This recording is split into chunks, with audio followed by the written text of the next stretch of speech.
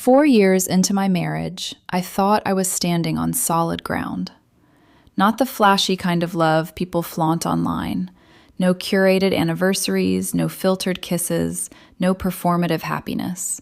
Just quiet routines, shared bills, inside jokes, and the kind of trust you build brick by brick over time. At least, that's what I kept telling myself while my husband slowly turned into a stranger who only came home to sleep. My name is Emily, and this is the story of how I lost my marriage without realizing it was already gone. It didn't happen all at once. There was no dramatic confession, no lipstick on a collar, no late-night phone calls I accidentally overheard. It started with something so ordinary that I almost feel embarrassed admitting how long it took me to see it. Late nights. My husband, Michael, had just landed a new role at his marketing firm, a promotion he'd been chasing for years. He was suddenly working directly under Blake, a senior executive with a reputation for being brilliant, demanding, and impossibly charming. The kind of woman people described using words like visionary and natural leader, usually followed by a sigh. At first, I was proud of Michael, genuinely proud. I told everyone who would listen how hard he'd worked, how much he deserved this opportunity. When he started coming home later than usual, I didn't question it. Big projects required sacrifices. That's what adults did, right? So I adapted. I kept dinner warm. I reheated leftovers. I poured wine into glasses that often went untouched because he was too exhausted. I listened while he talked about brainstorming sessions, client pressure, and how Blake really valued his input. I was the supportive wife, the understanding one, the one who didn't complain. 9 o'clock became 10. 10 became 11. 11 turned into text messages that said, "Don't wait up, Em. We're really in the zone tonight." We. That word started to bother me more than it should have. Soon, every project required my husband's presence until midnight. Every deadline was urgent. Every meeting was non-negotiable. According to Michael, her firm was apparently holding the entire economy together, one skincare pitch at a time. And while he was busy saving the company, I was eating dinner alone, night after night, pretending not to notice how quiet our apartment had become. The changes were subtle, too subtle for someone who wanted to believe in her marriage. Michael started caring about his appearance again. New shirts I'd never seen before, haircuts every 2 weeks, cologne that didn't belong to him or me. He looked incredible, actually, just not for the woman he shared a bed with. The worst part? Those late-night rides home. I'd hear his phone buzz, see Blake's name light up the screen with messages like, "Car's here," or "Thanks for staying late again." Nothing suspicious about your married boss personally arranging your transportation at midnight, right? I told myself I was being dramatic, paranoid, insecure. But deep down, something inside me was already screaming that my life was about to change in ways I wasn't ready for. And the cruel part, while I was bending myself into someone smaller, someone quieter, trying to hold my marriage together, I was being offered a way out, a life-changing opportunity that would force me to choose between the woman I thought I was and the woman I was about to become. Before everything fractured, before suspicion settled into my bones like a slow poison, I need you to understand who I was and who we were. I was 31 when Michael and I got married. I worked in operations for a mid-sized logistics company, a job that didn't come with applause or glamour, but paid the bills and rewarded consistency. I was organized, reliable, the kind of woman people leaned on when things went wrong. I took pride in being steady, in being someone others could count on. Michael was different. He had ambition that crackled in the air when he spoke. Big ideas, big plans. He worked in marketing, strategy, branding, client relations. He loved talking about potential, about growth, about where things could go. When we first met, that fire was intoxicating. We met through mutual friends at a birthday dinner. I remember noticing his laugh first, loud, unrestrained, the kind that made people turn their heads. He talked to me like I mattered, like my opinions weren't just polite background noise. By the end of the night, I'd laughed harder than I had in months. Our early years were easy in the way new love often is. We built routines, Sunday grocery trips, shared playlists, long conversations about the future that felt exciting instead of terrifying. When he proposed, on a quiet weekend getaway, no audience, no spectacle, I cried because it felt honest, like us. Marriage didn't change things overnight. If anything, it deepened them. We weren't rich, but we were comfortable. We split expenses fairly. We made decisions together. I supported his career moves. He encouraged mine. When one of us was stressed, the other stepped in. Or at least, that's how I remember it now. Looking back, there were signs, tiny ones.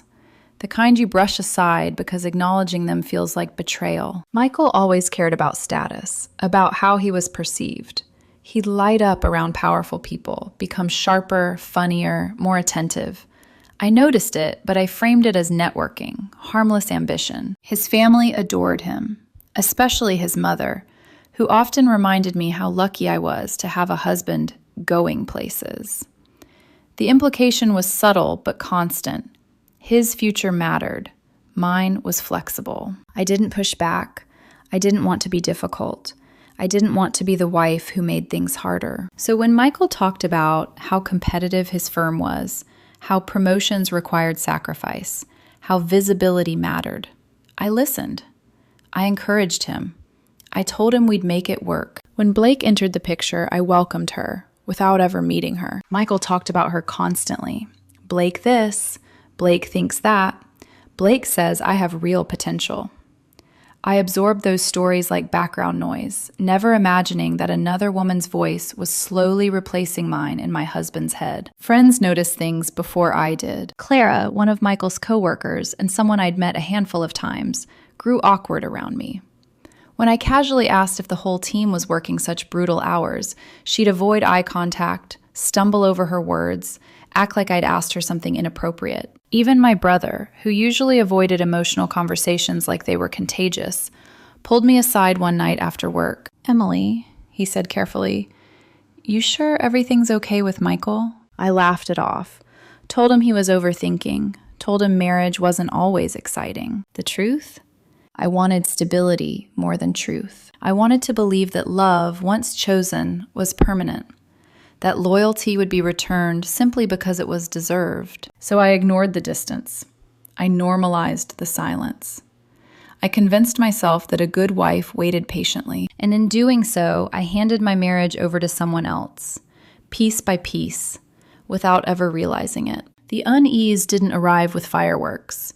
It seeped in quietly, like water finding cracks in a foundation you didn't know was weak. Michael's schedule stopped resembling anything human.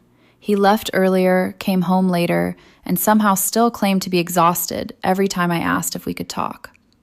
Our conversations became transactional, logistics instead of connection. "What time will you be home?" "Not sure." "Did you eat?" "Grab something at the office." That was it. He stopped asking about my day, stopped noticing when I worked late too, stopped touching me in the casual ways that used to make me feel chosen. A hand on my lower back, a kiss on the forehead while passing through the kitchen. When we did have sex, it felt distant, like he was somewhere else, his body present, but his mind already planning the next emergency meeting. And then there were the details I couldn't unsee once I noticed them. His phone was always face down. If a message came in while we were eating, he'd flip the screen away instinctively, then pretend he hadn't. He started taking showers the moment he got home, sometimes before even saying hello. Long, steaming showers that washed away scents that didn't belong to our apartment. New clothes appeared in his closet, shirts I'd never seen him wear around me.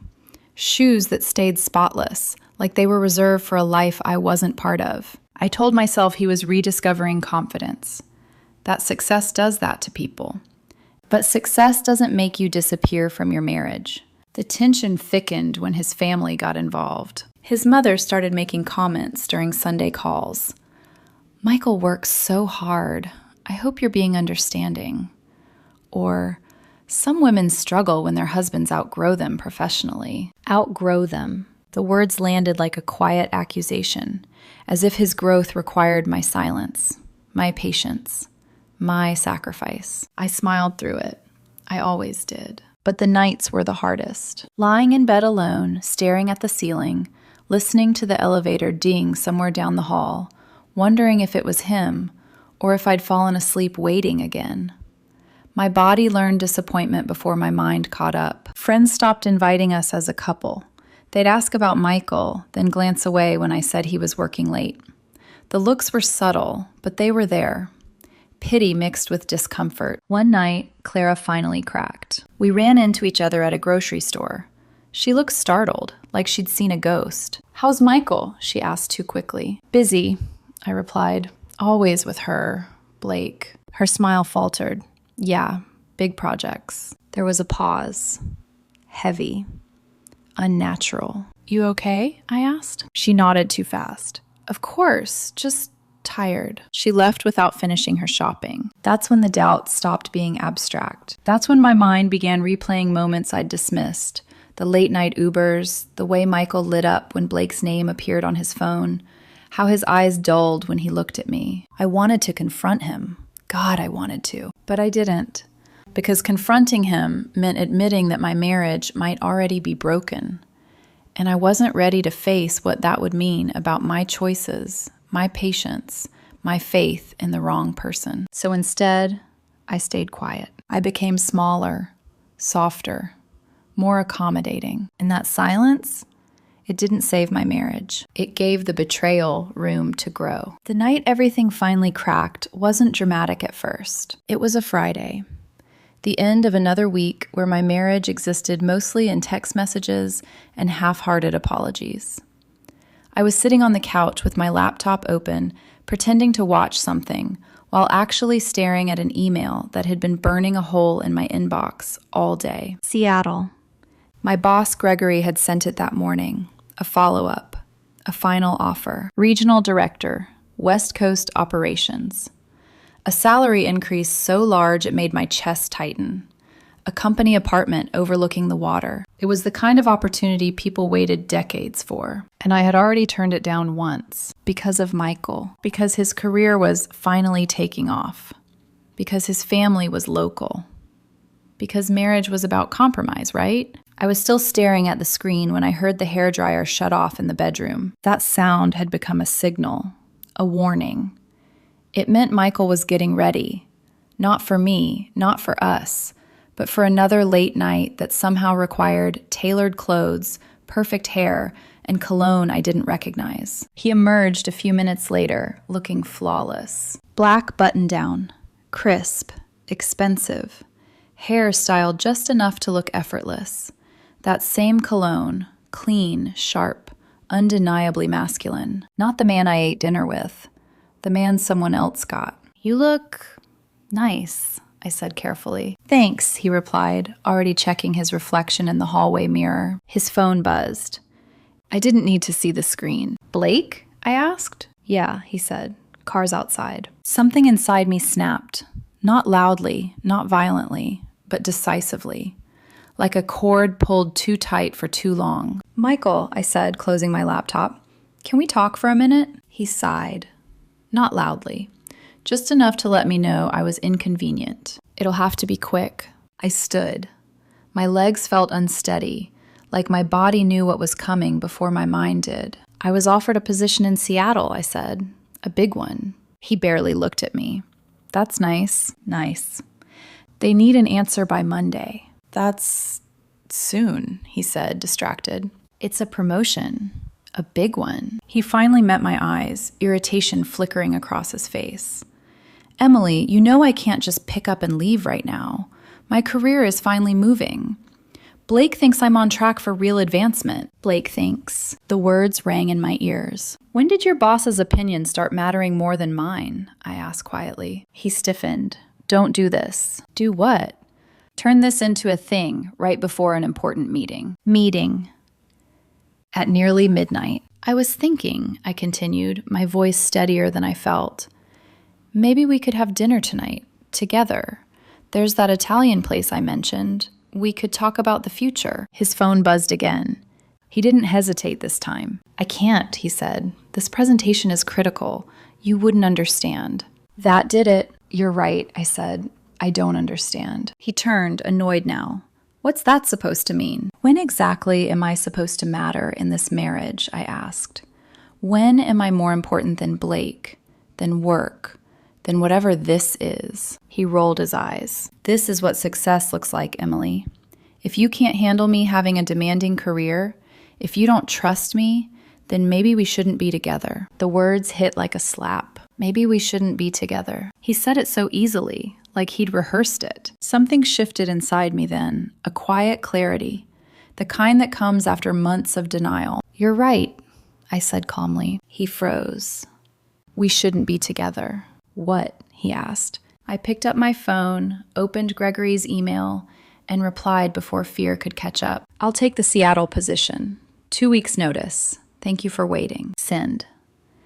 The sound felt final. Michael stared at me, confusion giving way to anger, then something like panic. You can't be serious. I am, I said. I'm done pretending. His phone rang. Blake's ringtone. Hers. And in that moment, watching my husband hesitate, watching him choose which call to answer, I knew. I wasn't losing my marriage. I had already lost it. For a few seconds, neither of us moved. Michael stood there with his phone vibrating in his hand, Blake's name flashing insistently on the screen. I watched his thumb hover, torn between answering and dealing with the woman he'd been married to for 4 years. That hesitation told me everything. I need to take this, he said finally. Of course you do. Go ahead, I replied, my voice eerily calm. You always do. He stepped into the hallway, lowering his voice, pacing like a man trying to outrun consequences. I could hear fragments. I can't tonight. She knows. No, not like that. Each word lodged itself somewhere deep inside my chest. I didn't scream. I didn't cry. I didn't beg. Instead, I walked into the bedroom and pulled my suitcase out from under the bed. My hands shook as I folded clothes, not from doubt, but from adrenaline, from the strange, unfamiliar feeling of choosing myself after years of choosing him. Behind me, Michael's voice grew more frantic. I could hear panic bleeding through the forced professionalism. No, you can't come over. She's here. I think she knows. Knows. I grabbed my toothbrush, my makeup bag. The sweater, he once said, made me look safe. 4 years of marriage, reduced to fabric and zippers. When I came back into the bedroom, Michael was standing in the doorway, phone pressed to his ear, face pale. I'll call you back, he said to Blake, then ended the call. Emily, he said, rubbing his temples, you're overreacting. I laughed.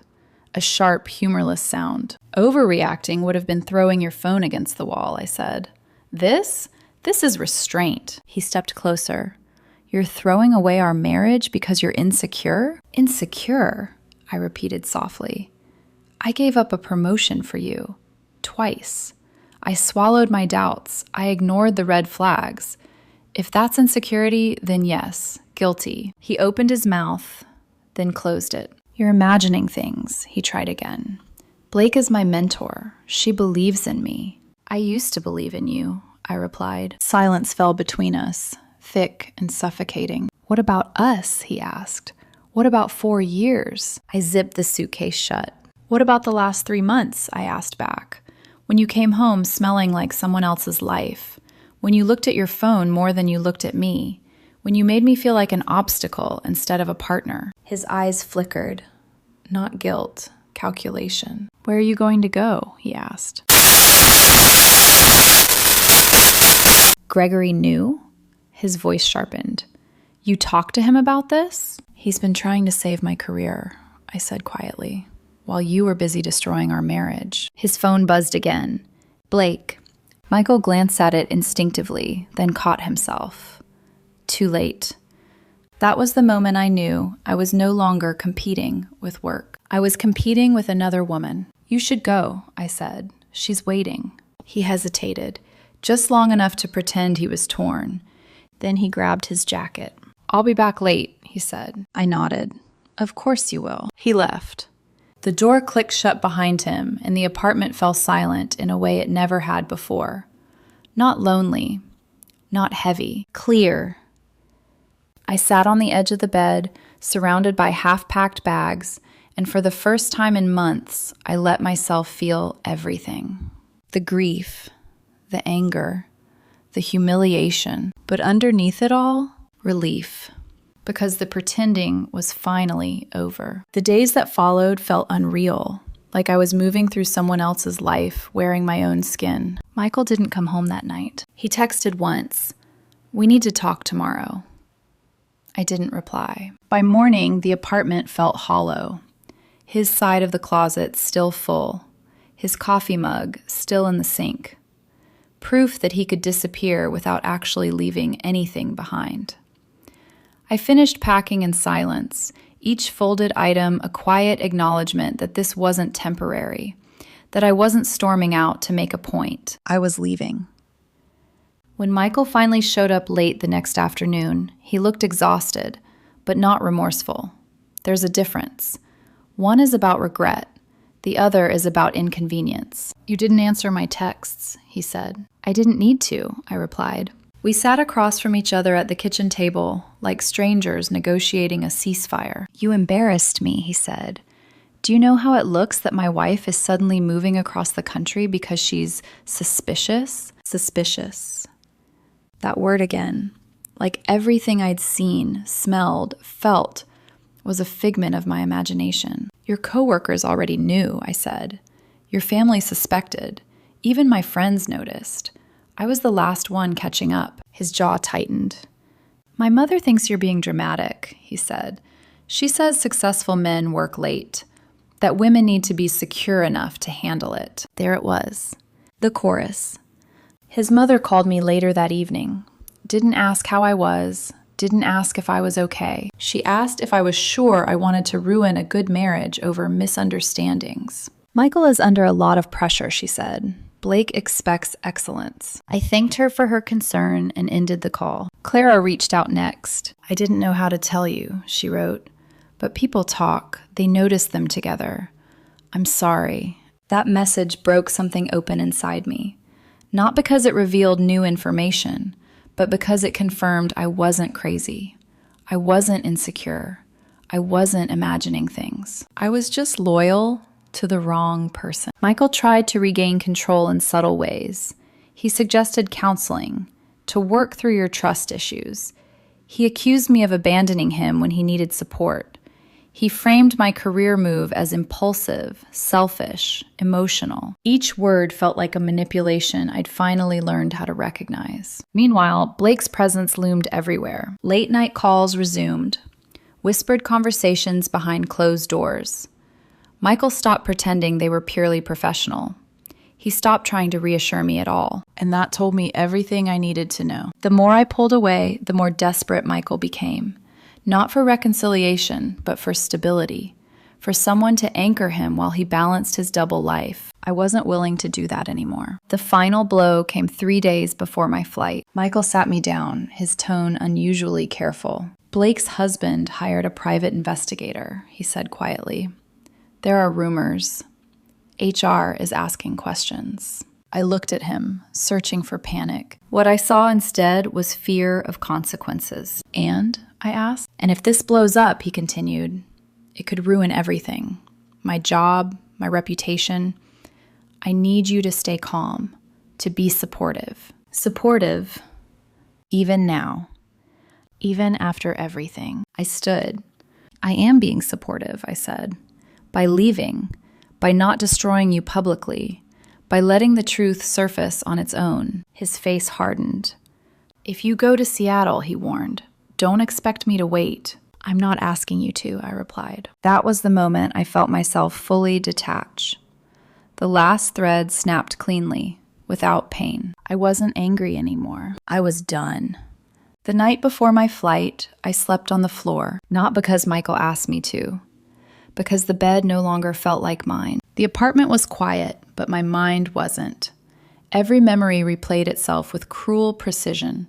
Our wedding photos, the way he used to brush his thumb across my knuckles when he thought no one was watching, the promises whispered in the dark that now felt like lines from a poorly written script. I didn't cry. That's what scared me the most. I stared at the ceiling, listening to Michael move around the apartment, hearing him pack for another late night that had nothing to do with work and everything to do with escape. For the first time since I'd met him, I felt completely replaceable. Not as a wife, as a person. Around 2 a.m., my phone buzzed. A message from Michael. "Blake's staying over tonight. It's complicated. Don't make this harder than it has to be." That was it. No apology, no denial, no respect, just confirmation. My hands finally shook then, not with rage, but with grief so heavy it made breathing feel optional. 4 years reduced to a text message that didn't even bother lying. I sat up, hugging my knees to my chest, and let the weight of it settle. This was the lowest point. Not because I'd been cheated on, because I had loved someone who never once considered protecting me from that pain. I thought about all the times I'd defended him, all the moments I'd questioned myself instead of him, all the opportunities I'd delayed, declined, reshaped, because I believed marriage meant endurance. I felt stupid, small, disposable. At dawn, I stood in the shower until the water ran cold, hoping it would wash something off me. Shame, doubt, the lingering scent of a life I didn't want anymore. It didn't. When I stepped out, my phone buzzed again. This time, it was Gregory. "Car to the airport is confirmed. You'll do great here, Emily." I sat on the edge of the tub, towel wrapped around me, and something inside me finally broke. Not into pieces, but open. This wasn't punishment. This was escape. Michael slept through my departure. I didn't wake him. I left my wedding ring on the kitchen counter, placed neatly beside his keys. Not thrown, not dramatic, just returned. By the time the plane took off, I looked down at the city shrinking beneath me and realized something terrifying and beautiful at the same time. I had nothing left to lose. Seattle didn't heal me overnight. Anyone who tells you distance fixes everything is lying or selling something. The first few weeks were brutal in a quiet, grinding way.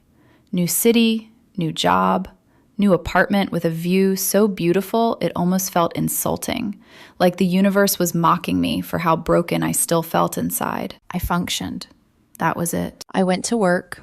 I smiled in meetings. I learned names. I closed deals. I nodded at congratulations like they belonged to someone else. At night, the silence came back. Not the lonely silence of waiting for someone who might come home, but the unfamiliar silence of being alone with myself, with no one to manage, no one to anticipate, no one to accommodate. That was when the truth started to settle in. Not about Michael. About me. One evening, about a month after I arrived, Gregory asked me to stay behind after a leadership meeting. He closed the conference room door and studied me with the same calm directness he'd always had. "You're doing exceptional work," he said, "but you're not present." I stiffened. "I'm hitting every target." "You are," he agreed, "but you're still bracing for impact, like you're waiting for someone to pull the rug out from under you." I didn't respond. He sighed. "I'm not prying, but I've seen this before. Talented people who dim themselves because someone taught them their ambition was inconvenient." That landed harder than anything Michael had ever said. Later that week, Clara called me. I almost didn't answer. "I owe you the truth," she said the moment I picked up. And an apology. She told me everything. How Blake and Michael stopped being subtle months before I'd left. How late-night strategy sessions turned into drinks, then hotels. How people at the office whispered, not because they were shocked, but because they were waiting for the fallout. "I didn't say anything because I was afraid," she admitted. "Blake had power, and Michael, he acted like you were fine with it." That sentence changed something in me. He acted like I was fine with it. That was the moment I stopped internalizing the betrayal. This wasn't about my worth. This was about his entitlement. A few days later, the final piece fell into place. Michael showed up in Seattle, unannounced. I saw him standing across the street from my office building, looking smaller than I remembered, less polished, like a man who'd run out of options. "I just want to talk," he said when I approached him. We went for coffee, not because I owed him closure, but because I wanted to hear him without the fog of hope distorting my judgment. Blake had been fired, HR investigations, misuse of company funds, an affair his wife documented down to the last receipt. Michael had been let go too. I lost everything, he said quietly, and I realized I made the biggest mistake of my life. I watched him carefully. No apology for lying, no accountability for humiliation, just loss for himself. I thought you'd wait, he admitted. I thought you'd be there when it fell apart. That was it. That was the truth. I was never supposed to leave, I said calmly. I was supposed to absorb the damage. He reached for my hand. I pulled back. In that moment, standing in a city I chose, with a life I built, I finally understood something with absolute clarity. Leaving wasn't my breaking point. Staying would have been. Michael's world didn't collapse all at once. It unraveled slowly, publicly, and without my involvement, which somehow made it worse for him. After our coffee in Seattle, I didn't hear from him for weeks.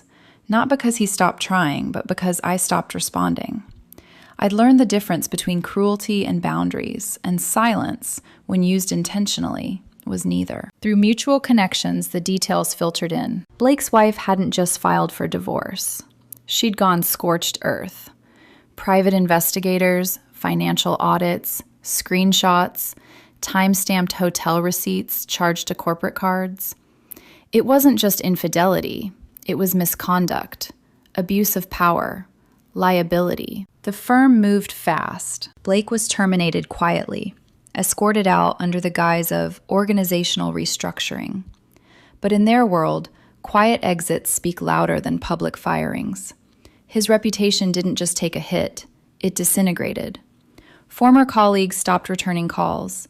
Industry invites disappeared. The man who once commanded rooms now couldn't get meetings. Michael didn't fare any better. HR concluded he'd violated company policy, not as the instigator, but as a willing participant. That distinction didn't save him. He lost his job, his income, and the professional network he'd spent years cultivating. When he moved out of our old apartment, he couldn't afford to stay in the city.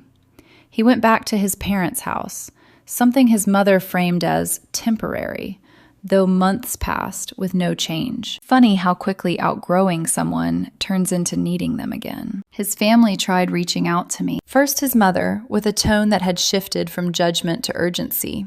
She talked about forgiveness, about marriage vows, about how men make mistakes. I didn't argue. I simply said, he didn't make a mistake. He made repeated choices. She never called again. Friends who once defended him stopped mentioning his name altogether. Some apologized to me quietly, admitting they'd suspected, but didn't want to get involved. I accepted their apologies without bitterness. People are brave only when consequences don't touch them. Meanwhile, my life kept expanding. At work, I was trusted, valued, promoted again within months. Not because I stayed late or made myself indispensable, but because I showed up fully, without shrinking. I built routines that belonged to me. Morning walks along the water, books read without interruption, dinners eaten without waiting for someone else's schedule. Peace replaced vigilance. The final message from Michael came 6 months later. I miss you. I ruined everything.